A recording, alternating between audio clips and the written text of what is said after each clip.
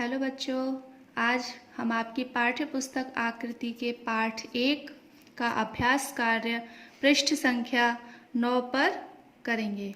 तो चलिए शुरू करते हैं। हमारा प्रश्न है प्रश्न संख्या 6, पर्यायवाची शब्द लिखो। तो पहला शब्द है चंदा। तो बच्चों, आपने पिछली कक्षा में पढ़ा होगा पर्यायवाची शब्द किसे कहते हैं। जी हाँ, जो शब्द होते हैं उसके और भी अर्थ होते हैं, यानी कि शब्द अलग होंगे लेकिन उन सब का अर्थ एक ही होता है, जिसे हम पर्यायवाची शब्द कहते हैं। जैसे कि चंदा है, तो चंदा को हम बहुत कुछ भी कहते हैं, और भी शब्द हैं चंदा के, जैसे चांद,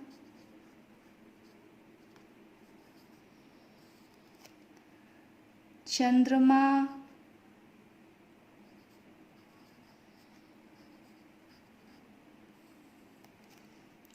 इंदु।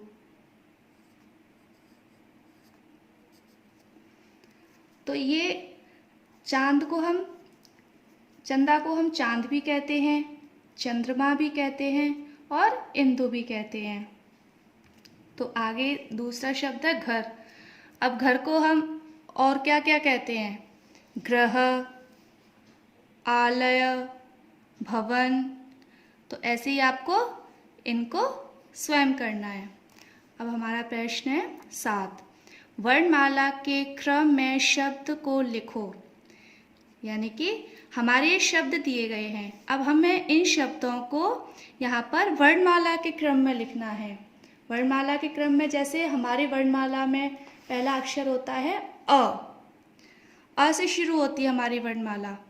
तो इसमें हमें देखना है कि हमारा पहला अ से शुरू होने वाला शब्द कौन सा है।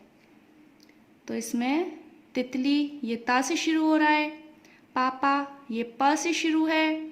चरखी, ये च से शुरू है। चिड़िया, ये भी च से शुरू हुआ है। कोयल, ये क से शुरू हुआ है। अकड़, तो देखिए वर्णमाला में हमारा पहला अक्षर होता है अकड़, अ, यानी कि अकड़। तो यहाँ पर लिखेंगे अकड़। अब आ के बाद कौन सा आता है? आ। इसमें आ का कोई भी शब्द नहीं है आ वाला। फिर ए, इसे भी कोई शब्द शुरू नहीं होता हमारा इसमें। उसके बाद ई से भी कोई शब्द शुरू है इसमें? कुछ भी नहीं है। तो ऐसे ही पढ़ते जाएंगे और इसके बाद लिखेंगे अ के बाद इसमें कौन सा शब्द है। तो अ के बाद आया है फिर हमारा क, यानी कि कोयल, कोयल। फिर का के बाद ख से कोई शब्द नहीं है। ग से भी कोई शब्द नहीं है। घ से भी नहीं है। ग से भी कोई शब्द नहीं है। च आएगा तो चा से शब्द है इसमें।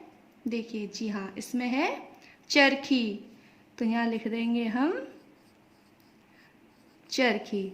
तो बच्चों, इसी तरह से आपको इस अभ्यास कार्य को पूरा करना है। ठीक है। आगे बहुवचन लिखो। यानी कि ये हमारे एक वचन शब्द दिए हैं, इनको हमें बहुवचन में बदलना है। आपने पिछली कक्षा में पढ़ा था ना, एक वचन बहुवचन। तो चलिए शुरू करते हैं। पहला है हमारा मूछ। तो मूछ का बहुवचन क्या होगा? मूछ तो हमारा एक वचन हो गया, तो मूछ का बहुवचन क्या होगा? जी हाँ, मूछें। ठीक है। तो इस तरीके से आपको अपने इनको बहुवचन बनाना है, इन सारे शब्दों को। आगे है हमारा गतिविधि। पक्षियों को उनकी बोली से मिलाओ। तो ये यहाँ पर पक्षी दिए हैं, आपको इन पक्षियों को पहचानना है और उनकी बोली उनसे मिलानी है। ठीक है। जैसे हमारा है पहला पक्षी मोर। क्या है ये? मोर। तो मोर को आपने देखा होगा ना, कैसे बोलता है? प्यों प्यों। है ना, तो मोर को पीऊ से मिलाएंगे ऐसे। तो आपको ऐसे ही इनको पक्षियों को उनकी बोली से मिलाना है। तो हमारे आगे की गतिविधि है, कवि तितली बनकर उड़ना चाहता है। हमने कविता पढ़ी थी ना जिसमें कवि क्या तितली बनकर उड़ना चाहता है।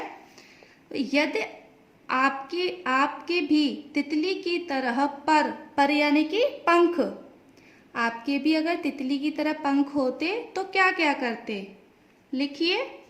तो बच्चों, अगर आपको आपको भगवान तितली बनाते या तितली की तरह आपके पर होते या पंख होते तो आप क्या क्या करते, तो आपको अपने शब्दों में यहाँ पर लिखना है। ठीक है बच्चों, बाय।